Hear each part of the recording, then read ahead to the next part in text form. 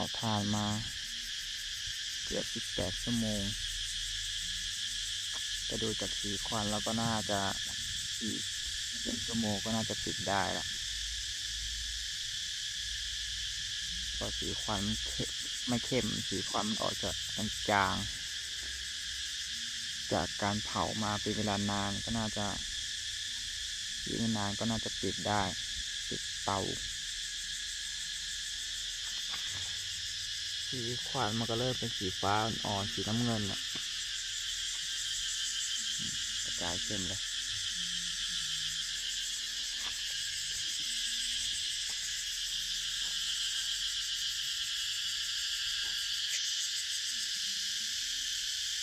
เผาตั้งแต่เมื่อวาน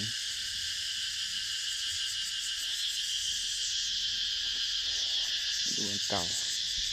อันที่ออกมาแล้ว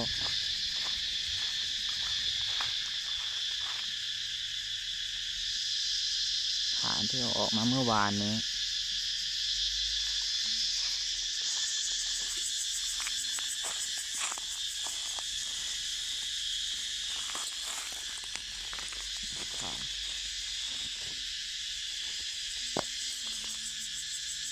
ฐานก็ดีนะ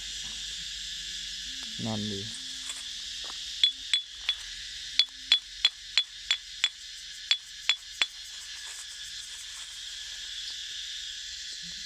ถ้าถ่านเป็นเสียงแบบนี้มันแบบหมายความว่ายังไงว่าถ่านคุณภาพดีนะเสียงมันออกแบบ